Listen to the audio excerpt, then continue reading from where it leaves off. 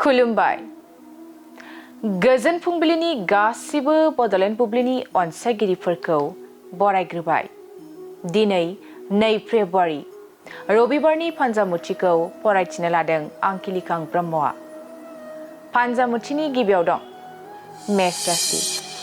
साननाय बादि मोनसेबो जाफुंनाय नङा।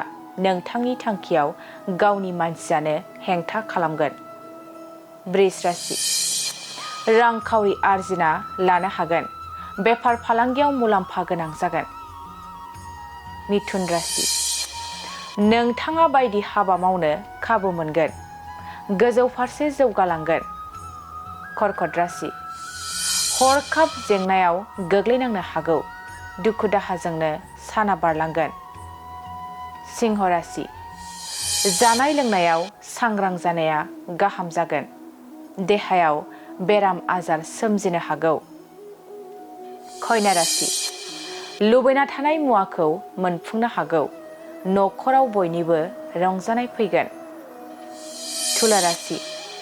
गोबाव समनिफ्रायनो आसा खालामना थानाया जाफुंसार जागोन। गोसोआ जोबोरैनो रंजाखांगोन। वृश्चिक राशि। फिसा बाथ्रानि थाखायनो सोरजोंबा नांलायनो हागौ। बुजिलायैयावनो सुथुर जालायना थागोन। धनु राशि। नोंथाङा गोजान लामा दावबायैयानो मोजां। सांग्रांथियै थायाब्ला गाज्रि गोहोम गोग्लैनो हागौ। मकर राशि। समाजनि मोजां हाबा मावना बयजोंबो मान होजागोन। गोसोआव गोथार साननाय फैगोन। कुम्भ राशि। नोंथाङा जिउनि थांखि लानायाव फेलें जानो हागौ। उन दाहाजोंनो साना बारलांगोन। मीन राशि। नंखाय बाथ्रानि थाखायनो गाज्रि मुं गोसारगोन। गुबुनजों गाज्रि नोजोरजों नायजागोन। दिनै सानसेनि राशि फरायथिनायाबो एसेनोसै।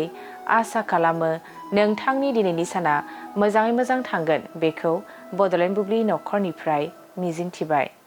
गोजोन्थों।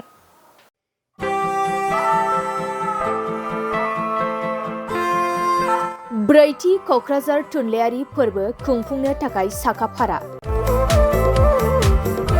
गोजोननि रादाब बिलाइनानै सुबुं हारिमु आरो थुनलाइखौ फोनांजाबनाय बे मोन्थोरजों बोसोरफ्रोमबो खुंबोबाय थानाय बायदिनो क'क्राझार सहरनि साखाथियाव थानाय बड'फा कालचारेल कमप्लेक्सआव फैगौ 1, 2 आरो 3 फेब्रुवारियाव खुंफुंजागोन ब्रैथि थुनलाइयारि फोरबोखौ। बायदि बायदि रंगिना संगिना हाबाफारिजों खुंफुंजागोन ब्रैथि क'क्राझार थुनलाइयारि फोरबोखौ। देग्लायनि ब्रैथि क'क्राझार थुनलाइयारि फोरबोआव गुबुन गुबुन हादोर आरो रायजोनिफ्राय गोबां लिरगिरिफोरा बाहागो लागोन।